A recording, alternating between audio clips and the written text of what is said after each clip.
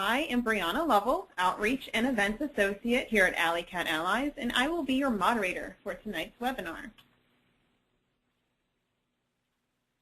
All right, before we begin, I would like to encourage everyone out there to go ahead and grab a pen and some paper and be prepared to take notes. We have a lot of information to share, and we hope that you will find it to be useful. Please know that we are constantly trying to improve and update our materials, and therefore the following slides will not be made available for download. However, this webinar is being recorded. Video archives of this and other sessions can be accessed for free at www.alleycat.org/webinar. Now, I'd like to briefly mention our Feral Friends Network. The network consists of caring individuals and organizations worldwide who are dedicated to helping community cats. Our Feral Friends Network members are mentors and guides, offering whatever advice and support they can to help the cats in their community. If you are currently a member of the Feral Friends Network, we are so grateful for your help. If you are not yet a member, you might consider joining. It is completely free, and the benefits are endless. To learn more or to submit an application, please visit www.alleycat.org/feralfriends. If you would like to access the list of feral friends currently working in your area, just visit www.alleycat.org/response and follow the links for Feral Friends Network local resources. Now, hopefully, everyone's questions will be answered through this webinar. However, please feel free to submit any questions you do have using the questions panel in your GoToWebinar toolbar. If I cannot help you, then Liz will be in touch to follow up after tonight's presentation. You may also find the answers and support you need by accessing the resources available through the National Cat Help Desk. Visit www.alleycat.org/response and fill out our online form to get started. Just click on the Advice About Cats button and you will be on your way. Now, for just a bit of housekeeping, first, please note that you can hear us during this webinar, but we cannot hear you.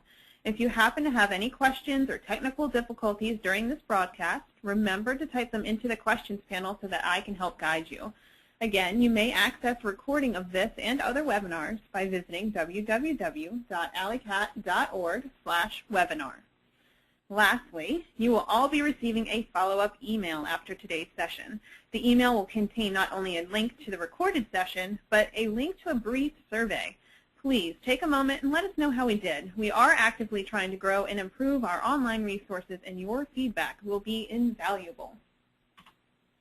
Now, I would like to introduce Liz Holtz, who is, of course, your presenter for tonight's webinar. Liz researches policy issues surrounding cats and advises local governments on drafting positive legislation. In 2013, Holtz published Trap-Neuter-Return Ordinances and Policies in the United States, The Future of Animal Control, the first comprehensive study of its kind. Liz frequently speaks to community groups and shelters about implementing TNR in their communities and helps shelters adopt policies that save cats' lives. She also shares her knowledge during various conferences and events around the country, including the recent Business of Saving Lives conference in San Diego and the upcoming Texas Unites conference in Austin. All right, that's enough from me. Let's send it over to you, Liz, and get started.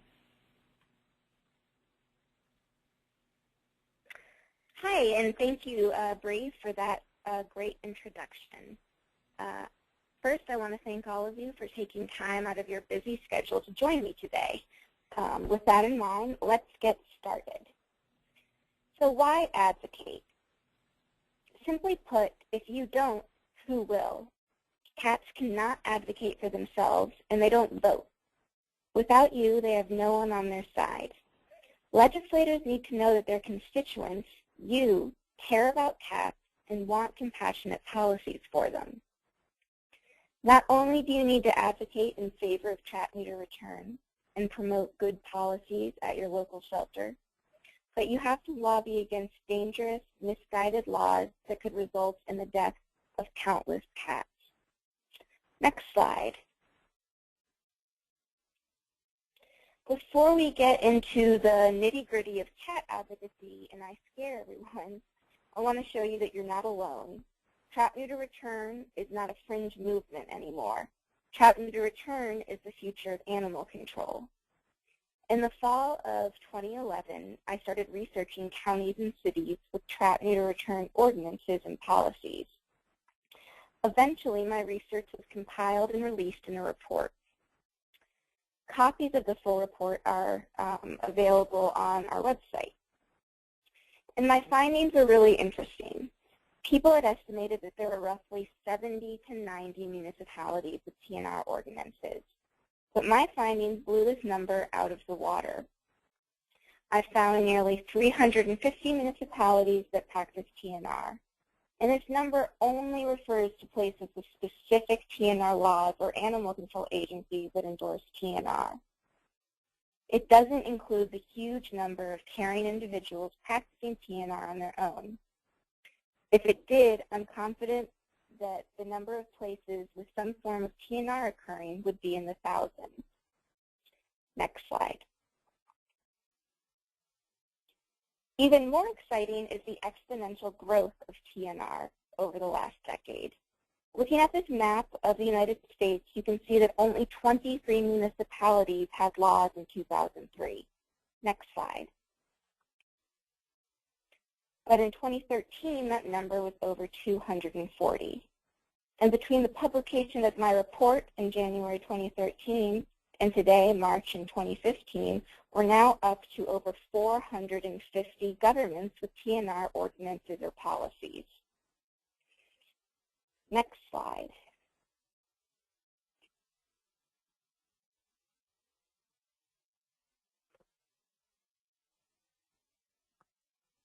Can you hit the next slide, Bree? I sure did. It looks like it's taken just a minute to load. Let's try it this way.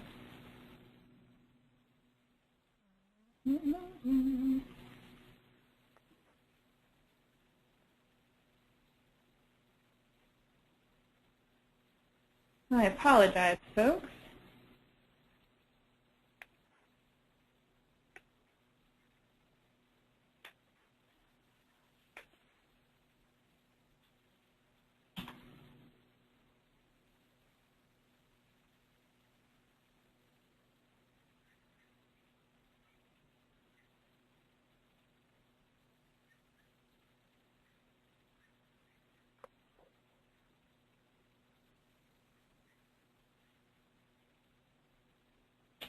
I'm not sure what's going on here. I am showing my screen, folks. I promise we'll get this worked out.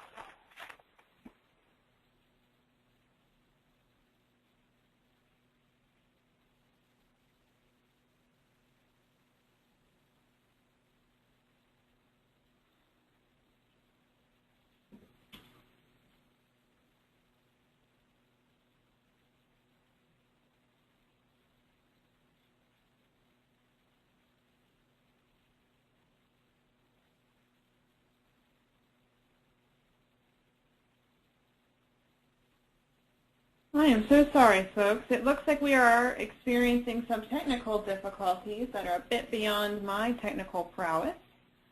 Liz, if you maybe just want to keep going, and I will get some help here on our end, and hopefully we'll get the slides back up as soon as we can.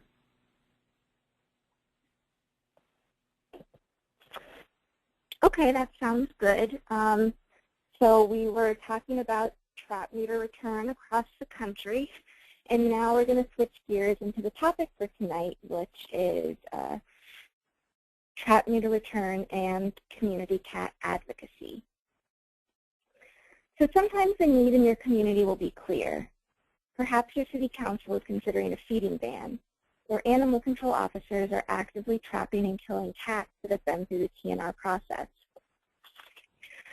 Other times the issue will be less clear. In both cases, it's important to familiarize yourself with how your local government operates. The first step is to identify the government entity that is making decisions that affects cats' lives. For example, do you have a city council or a county commission? How many commissioners are there? Do you have a specific council member that represents the district you live in? Next, you need to understand the existing laws and ordinances that already regulate cats in your area. Are cats allowed to roam at large? Maybe your town even already has a TNR ordinance. It's unusual, but we have found places where the animal control officer said Trap-Neuter-Return wasn't allowed, and it turned out they actually had a TNR ordinance on the books. Actually, that only happened once, but it's worth checking your ordinances first. The third step is to research any proposed ordinances. Who proposed it? What are their reasons? What's the alleged problem they're attempting to fix? Next, investigate what I call the cat climate in your community.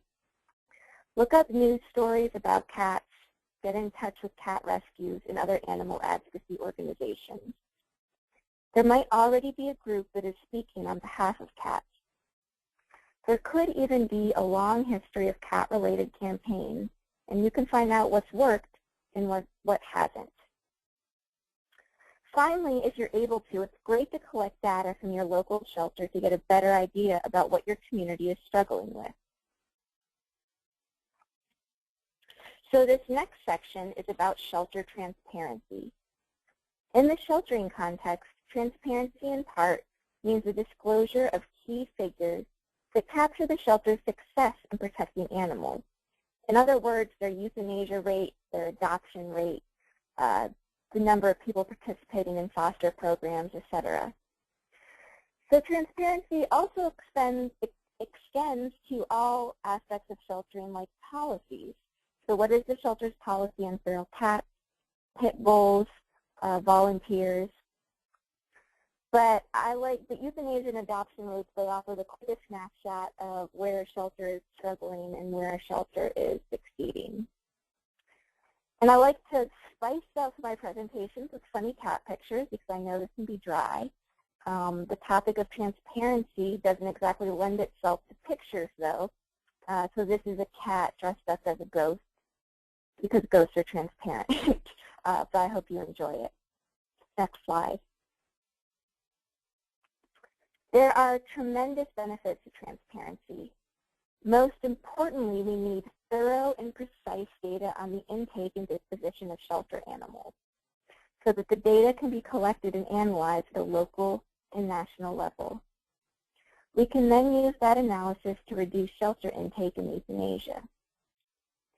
Secondly, through donations of tax dollars, every adult citizen in this country, every single one, is financially supporting an animal shelter or pound or service or veterinary clinic or animal control agency. So as a citizen, you have the right to know whether those dollars are being used well. Finally, when a community believes that its local shelter is functioning well, it's unlikely to shoulder increased costs, offer assistance, or embrace policy change. Change is hard, and some shelters are reluctant to rock the boat by creating, so-called controversial programs like TNR. But when the community knows that the shelter needs to make policy changes in order to be a better shelter, the community is more likely to support them, and the shelter can feel better about the public's perception about these new policies. Shelter statistics are also really powerful for advocates because they move the conversation away from accusations and emotion, and they ground it in facts. Data can help you change local laws to protect animals. Maybe your research will reveal that many feral cats are killed year after year. You'll have a much more powerful argument when you ask your city council to consider supporting Trap-Neuter-Return if you can show that the endless cycle of trap and kill is ineffective. You can also push back against the shelter's claims if you believe they're being untruthful or kind of glossing over the issue. But it's not to say that shelters do this. It's very rare, for shelters to be speaking falsely about what's going on, but records are a great way to just get all the facts on the table. Next slide. In all 50 states, local and state government agencies must fulfill requests by citizens for government records. So the Freedom of Information Act refers to the law that makes the federal government disclose information. But every state has its own version of the Freedom of Information Act, and they're usually called sunshine laws or public records laws. So public shelters and towns have to respond to these requests if they're filed under your state public records law. Ideally, public shelters, regardless of their legal obligation, would just post their intake and euthanasia rates on their website, which would probably cut down on the requests. But for whatever reason, sometimes it's difficult for citizens to obtain information from shelters. For this reason, we've been working to make advocacy, to make transparency a little bit easier, and on our website soon we're hoping to have a lot of transparency tools to help you access these records. And just kind of a heads up, in big cities like Chicago or Los Angeles, well, first of all, they probably post their numbers, but if they didn't, those places are very used to public records requests, and your request should be fulfilled quickly. When you get to smaller towns or teeny tiny towns, sometimes requesting the records can almost seem like an act of aggression almost, that you don't trust the shelter. So it's just something to keep in mind. But I think ultimately it's better just to have the facts on the table. Next slide.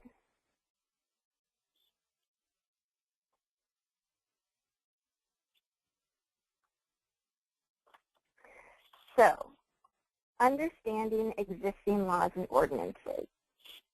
There are a range of laws at the local, city, or county level that help or hurt cats. Laws at the local level are generally called ordinances. As I mentioned a second ago, you will want to look up your town's ordinance online or request a copy from the town clerk. But the vast majority of ordinances are online these days. You just have to Google the name of your town plus animal control ordinance. It's very rare for a town to have a law that outright says TNR is illegal. In fact, I'm only aware of 3 such laws, though I'm sure there are more, in the entire country. Usually when an animal control officer says TNR is illegal, they're really saying that cats can't be at large, or if you feed an animal, you own him. But sometimes that's not the case. Sometimes the ordinance just states owned cats may not be at large. Because feral cats aren't owned, it doesn't apply. We've also encountered cases where an official might say something that isn't backed up by the ordinance at all. And we understand these laws can be confusing, so if you still have questions, you should reach out to Alley Cat Allies or another trusted organization.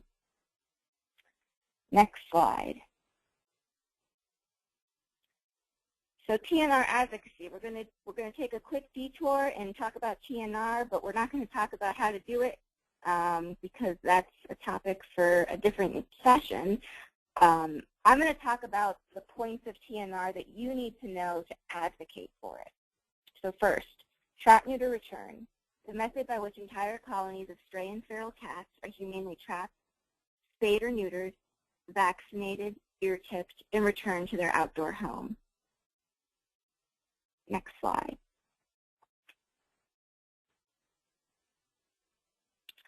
The vacuum effect is the reason that Trap-Neuter-Return works when trapping and killing has failed.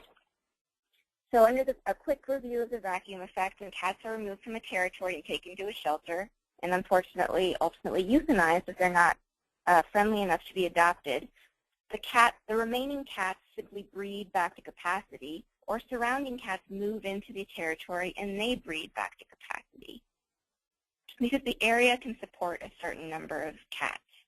Next slide. So why do TNR? It stabilizes cat populations, it improves cats' individual lives, cats become better neighbors, and it helps the shelter. Next slide. So TNR is effective population control.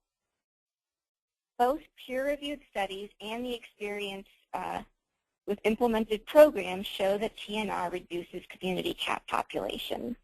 Next slide.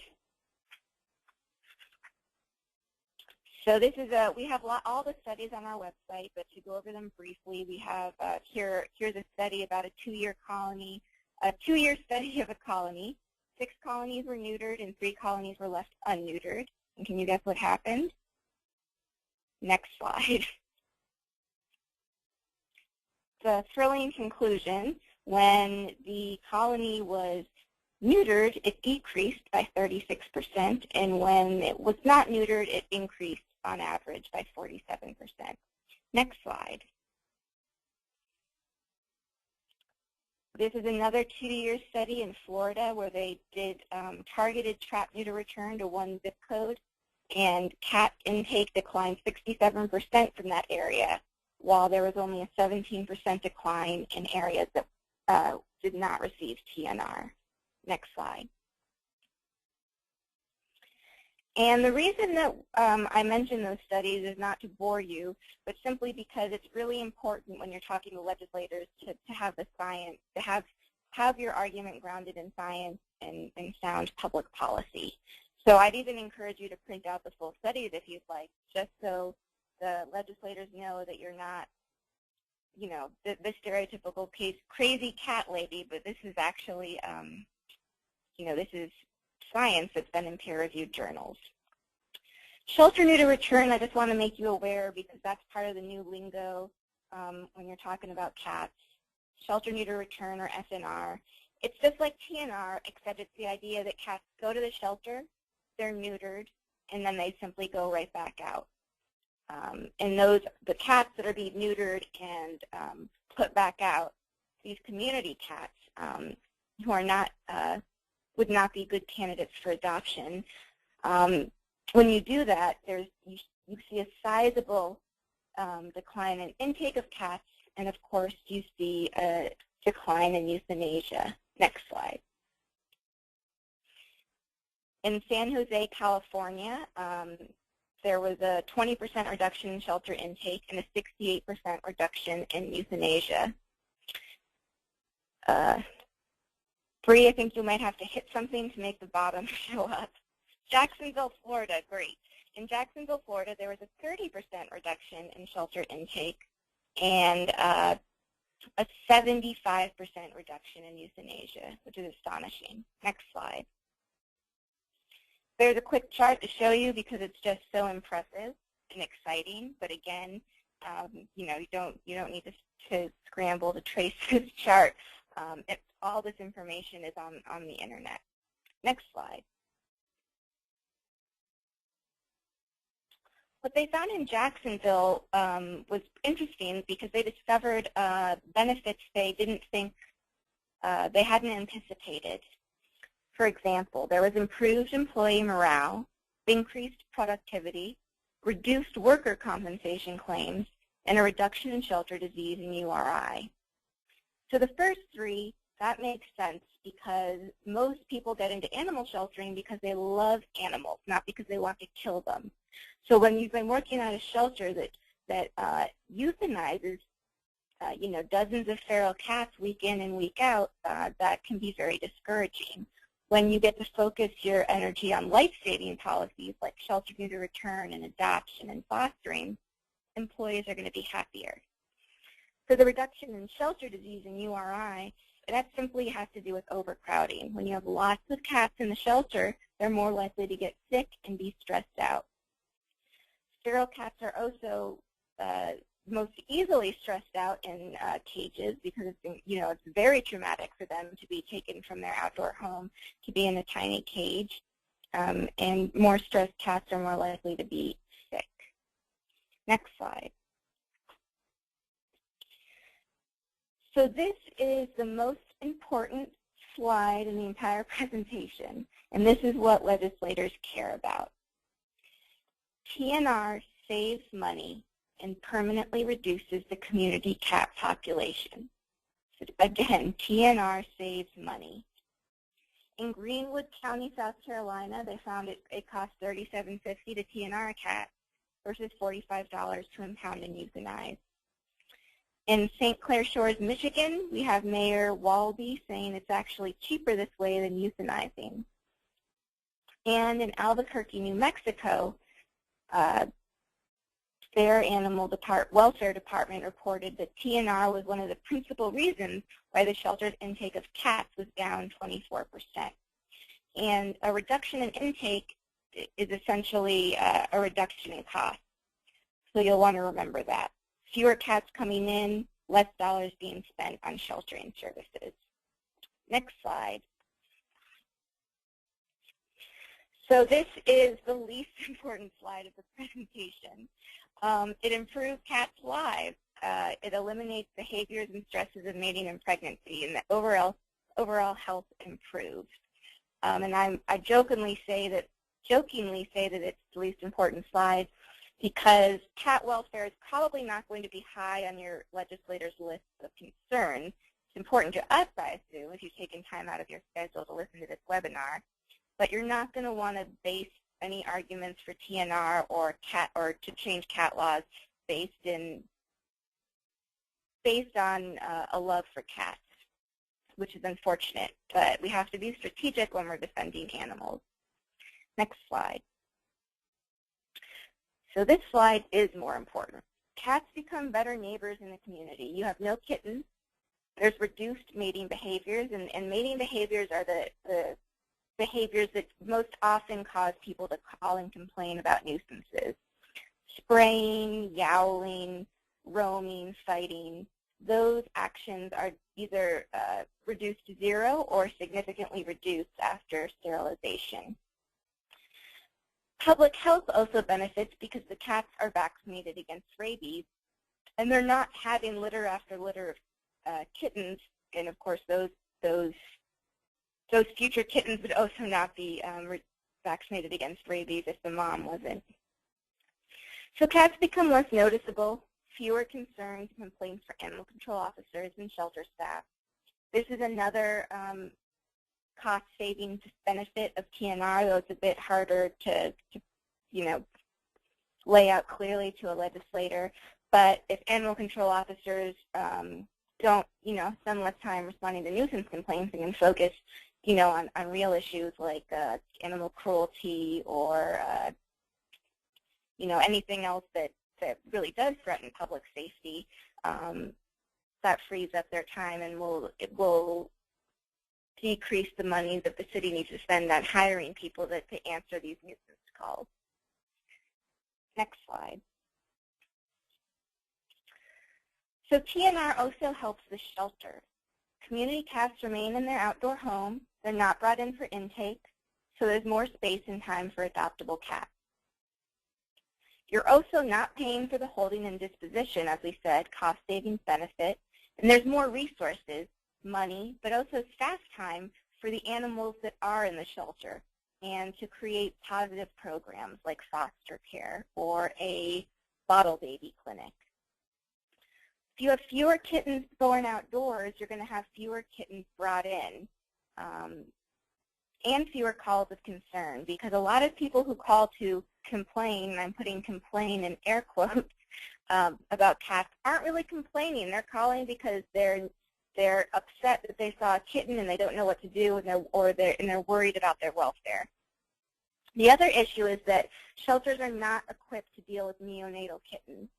Neonatal kittens or unweaned kittens have to be bottle fed every 3 hours in order to survive. And unfortunately, most shelters don't have the capacity to provide that around-the-clock care, and those kittens are often euthanized. So again, more spay neuter, you have reduced mating behaviors if you're called a complaint to the shelter. Plus you have TNR, which is a life-saving program, and you have greater community support. Next slide.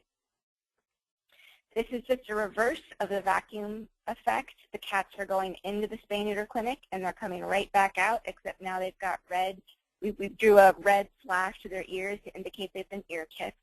And they'll hold their territory, so more cats won't come in. No new cats will be born. And eventually, over time, due to attrition, the colony size will reduce to 0. Next slide. So do you need an ordinance to do TNR? No, you don't. There are drawbacks of TNR ordinances. Laws can create restrictions and regulations, like mandatory registration, that didn't exist before.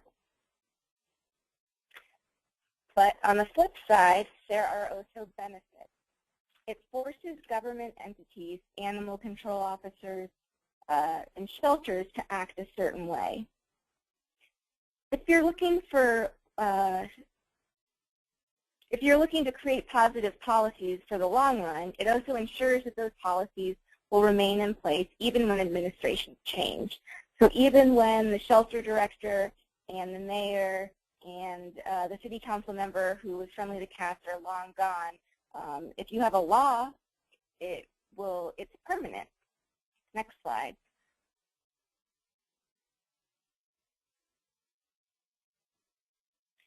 So when should you consider an ordinance? When you're facing harassment from neighbors or government officials like animal control officers. A TNR ordinance could offer the most protection for cats in your community. Or if you're looking to make widespread change in your community, a TNR ordinance is a powerful tool. Government officials must carry out the law of the land, and if that law supports TNR, they will too. So we've had experiences with communities where the animal control officer staunchly opposed TNR. So when the law passed, the animal control officer had to either follow the law or lose his job. And of course, he chose to follow the law. Though he didn't believe in TNR, it became a moot point because that's what the law required him to do. Next slide. If you do decide that you want to approach a council member to create a TNR ordinance, these are the key elements you want in a model law. And all this information is in the white paper that I've already mentioned on our website. In even more detail for you, it's on page 6. So you're going to want to define important terms like feral cat, ear tip, TNR. You're going to want to note that caregivers are not the owners of feral cats, so that ownership requirements like licensing are not imposed on you. It's also important to protect ear-tipped cats from being trapped and impounded by animal control officers. What's the point of spaying and neutering a cat and caring for a colony if the next day they can just be trapped and taken to the shelter anyway? Provisions stating that ear-tipped cats received by shelters and animal control officers must be returned to the trapping location. And the provisions stating that trapped ear-tipped cats must be immediately released are good starts. To protect un-ear-tipped cats, the ordinance could also state that feral or community cats received by shelters must be diverted to a TNR program. Next slide.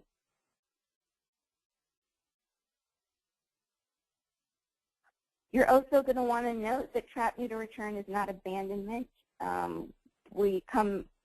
This issue comes up again and again. TNR is not abandonment. No one has successfully brought a case to court that TNR is abandonment, simply because in TNR you're putting the cat in a better position. Abandonment implies that you're withholding care from an animal, but with TNR, you're simply taking the cat, making him healthier, and putting him right back where he was. You're not withholding or reducing any care for him in the future.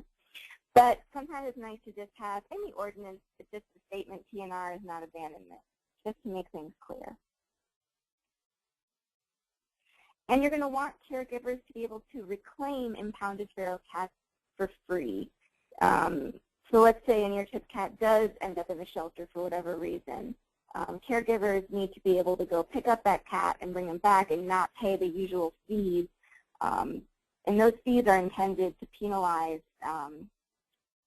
allegedly careless owners who let their animals get out or something like that. That's a different situation, so caregivers should be treated accordingly. Next slide. Ordinances, less is more. So with all that said, with my definitions and all that, a very simple ordinance can also do the trick. This is the Washington, D.C. ordinance. It simply states, animal control shall promote the reduction of euthanasia of animals for which medical treatment or adoption is possible, and the utilization of trap, spay or neuter, and return practices as a means of controlling the feral cat population. And one of the reasons that a brief ordinance works here is that TNR has the full support of animal control and the shelter and the health department. Not only does Washington, D.C. Animal Control support TNR, they actually have a large-scale TNR program with employees dedicated solely to its implementation. Next slide. This is language from a resolution that was passed in Arlington, Texas in August of 2013. And it was the result of a great deal of hard work and collaboration by local activists on the ground, the city council, and animal control. And you can see part of the resolution here. A resolution authorizing and approving the Community Cat Initiative Trap-Neuter-Return program, whereby nonprofit organizations help manage feral cats. That the community cat sponsoring organizations have agreed to publicize information about the Trap-Neuter-Return program, provide a single point of contact for Arlington Animal Services, and will attempt to notify the appropriate sponsoring organization when notified by Animal Services about an impounded TNR designated cat. So I'll stop reading out loud because I know you guys can read, and it's kind of a mouthful. But essentially what this program did, what this resolution did, is it created a working relationship between animal control and local TNR organizations. And something like this will only work if you're in a community that has a strong TNR, nonprofit, or organization that's willing to do a lot of the legwork. Not all of us are so lucky. Arlington, Texas it just happened to be a community that had a lot of citizens interested in carrying out the actual TNR. Next slide. So moving away from TNR, these are the top 6 legal issues facing cats today. Leash laws, licensing, feeding bans, limit laws, and mandatory spay and neuter.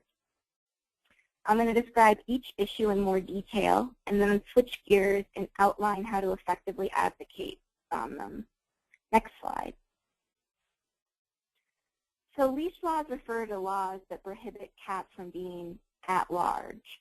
Essentially, these laws require that cats be kept indoors or on leashes.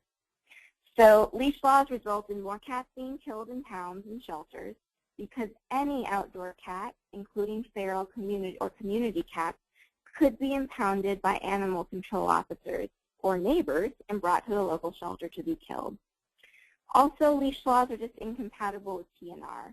Community cats do not have owners or indoor homes, so all of them are at risk of being trapped and killed in communities with leash laws.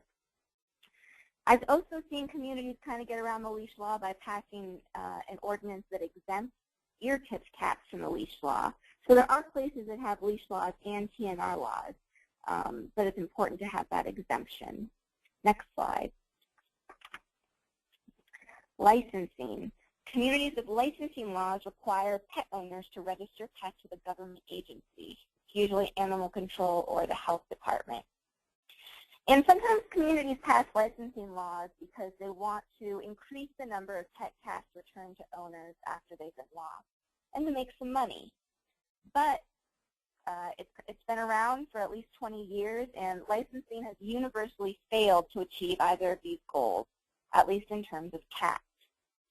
The percentage of impounded cats that are reunited with owners is a tiny 2%, according to the National Council on Pet Population Study and Policy. A cat is 13 times more likely to find his way back home if you just leave him where he is. So you want to think about that for a minute. If you leave a cat where he is, he's 13 times more likely to get home than if you take him to a shelter where he only has a 2% chance of being reunited. Licensing is also just impractical. Even owned indoor-outdoor cats wearing collars will lose them during their normal outdoor activities. But despite this, any cat not wearing a collar, with a little rabies tag and a license tag, regardless of his temperament, is at risk of being impounded. Next slide. So feeding bans are laws that restrict citizens from putting food outside for animals. And sometimes they specifically say you can't feed cats or you can't feed wildlife. Feeding bans are not only ineffective, but they are also cruel. Feeding bans are usually passed with the hope that once caregivers stop putting food out, the cats will magically leave. This is not the case. Cats are territorial and bond to their surroundings. Cats will simply start foraging for food in other places, including people's trash. Ironically, feeding bans can make cats more visible to residents who did not want them. Furthermore, feeding bans make it difficult, if not impossible, to carry out trap-neuter-return. As a result, not only will cats continue to exist in communities with feeding bans, but the population will actually grow because no one is sterilizing the cats. Next slide. Limit laws restrict the number of animals that a person may own. The goals of limit laws are usually to prevent hoarding situations from developing and to protect animals and people from unsanitary and dangerous conditions. Of course, like the other laws we've reviewed today, limit laws do little to prevent these situations from occurring. The number of animals that a person can adequately care for just varies person to person. Second, and most important, existing cruelty laws, public health and nuisance ordinances already prohibit people from keeping animals in such a way that endangers animals or people's lives. Instead, limit laws just increase the number of animals entering shelters and decreases the likelihood that someone will adopt them. So again, euthanasia rates will go up. People interested in adopting more animals into their home with the resources necessary to provide for them should be encouraged to adopt. Next slide.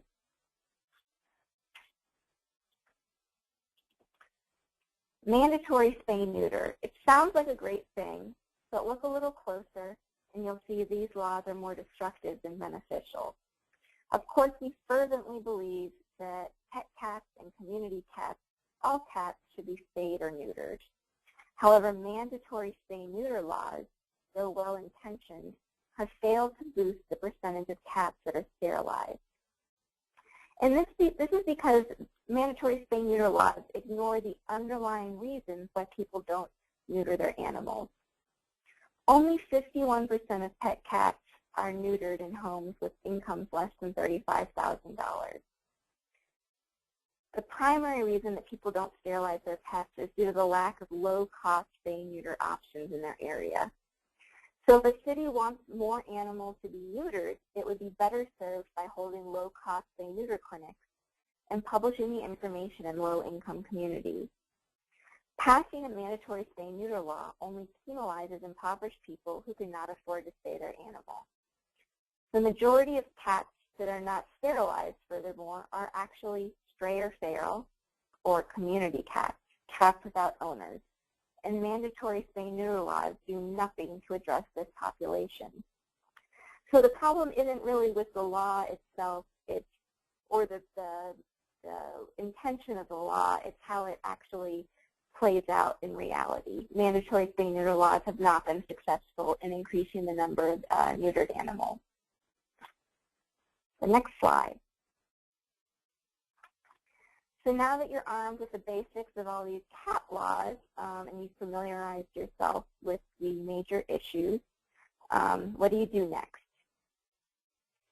So an easy way to influence the legislative process is to send emails or letters to everyone voting on the issue, every council member, every commission member.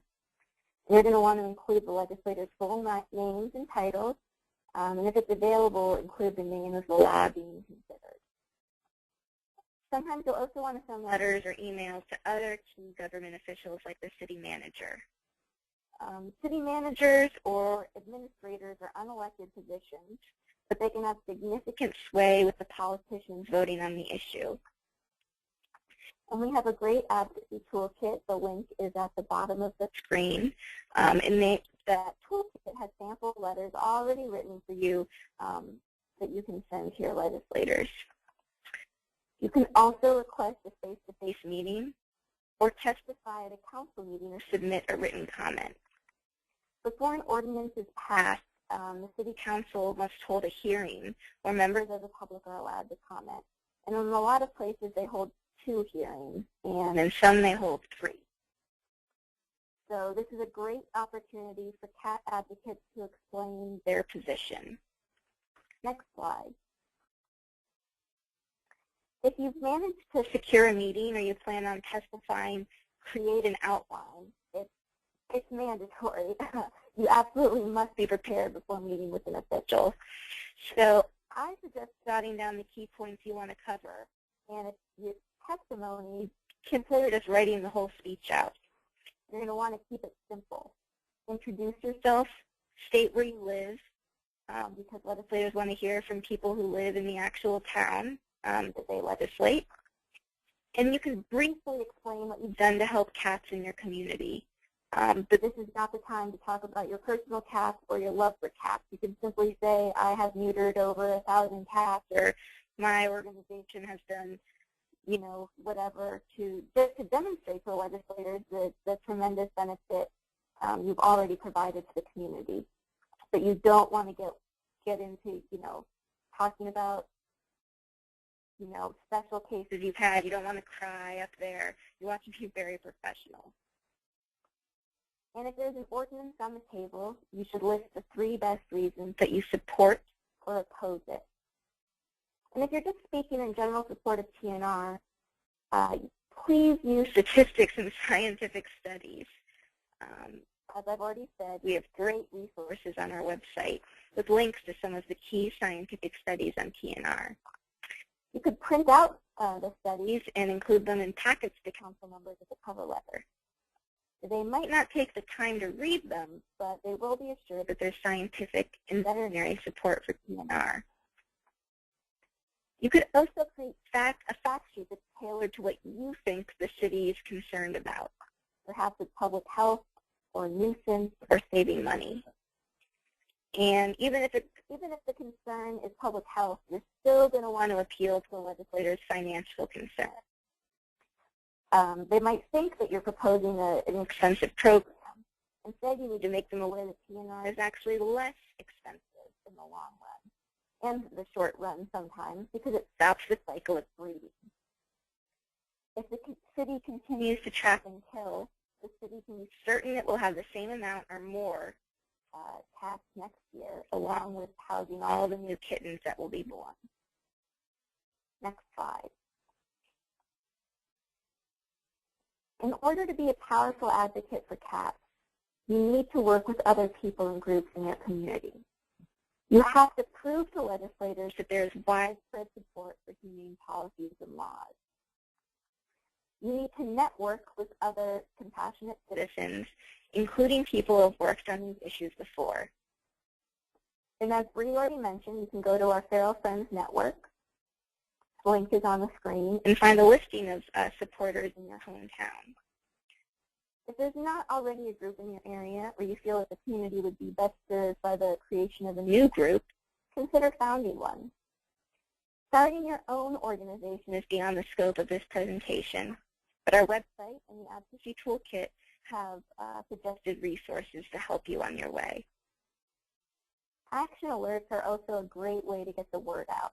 And if any of you are on email lists for nonprofits or charities like Alley Cat Allies or the Humane Society of the United States, you probably get a fair share of action alerts, especially during this time of the year when the state legislatures are in session. And an action alert is just a term of art to describe when we send an email to you and we say, your town is considering, your state is considering a bad law. Please reach out and say you don't want that law. But you can create many action alerts on your own. Just send an email to your friends, family, and group members and ask them to copy and paste the email you sent, of course changing the word so it's from them and not you.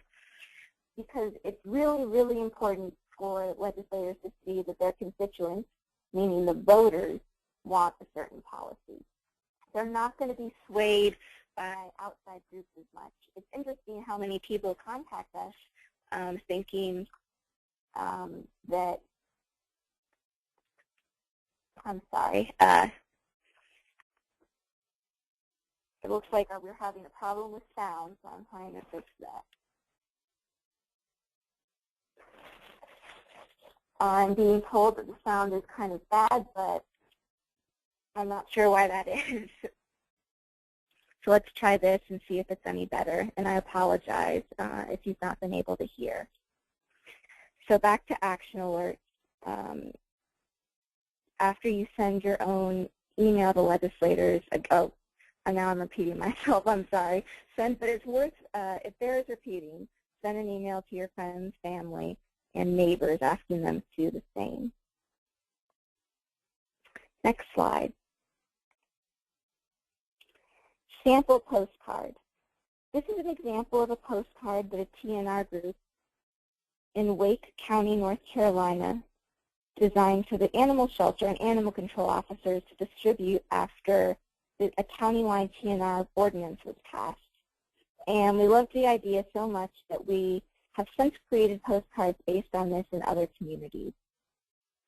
It's a great way to get the word out. Next slide. That's the back of the postcard, and you can see at the bottom what's important is all these groups showing their support. Not only do we have lots of local groups and adoption groups, you also have the Wake County Animal Center, which is the government animal control agency. And when you have that kind of community support, a coalition of so many groups, it's really powerful when you're telling other people about a new program. Next slide. So media coverage is always going to be a key component of any legislative campaign. And preparation is your best strategy to deal effectively with the media. Obviously, you can't control what another person will write or say about the issue, but careful preparation is the best way to ensure that your message is heard. You're going to want to memorize 3 talking points, and sample talking points for every issue we've covered tonight are available in the Advocacy Toolkit. And make sure to emphasize them during the interview. Keep the message as short and simple as possible, and keep repeating that message throughout the interview. It'll bring the focus back to what you consider to be the core issues rather than what the reporter thinks is important. And you might feel foolish. I've certainly felt silly repeating the same thing over and over again.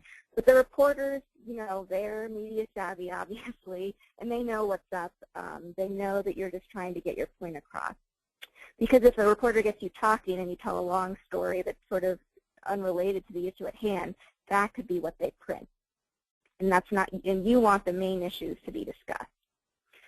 So letters to the editor and op-eds are another great way to spread the word. Again, you're going to want to focus on 2 or 3 key points in the editorial and emphasize statistics and science rather than emotion. Don't attack individuals and maintain a reasonable tone. Your letter might be the only thing that some people read regarding community cats and TNR. View it as an educational opportunity. And of course, there's a sample letter to the editor in the Advocacy Toolkit. For more detailed information about dealing with the media, you can go to our Guide to Working with the Media. The link is on the screen. Next slide. If you're feeling overwhelmed, don't worry. Much of what we covered and more is available in our advocacy toolkit. We have hard copies in the, you can request hard copies if we can mail them to you, or it's available on our website. And this toolkit will arm you with the basics in citizen lobbying and prepare you to advocate for humane policies for cats. It has sample action alerts that you can send to your community if the local city council is considering an ordinance. It has sample letters, sample public testimony, and so on. And I wrote it, so I can promise you that it's amazing. Next slide. So that is the end of the cat advocacy webinar. Thank you so much for listening, and I sincerely apologize for the technical issues we had tonight.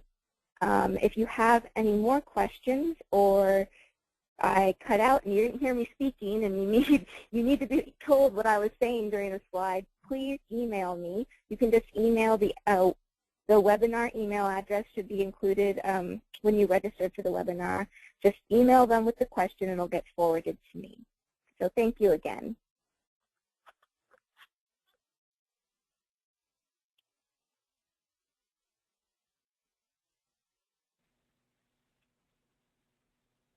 All right, I think that takes everything for our webinar tonight. Again, as Liz said, thanks for bearing with us through the technical glitches.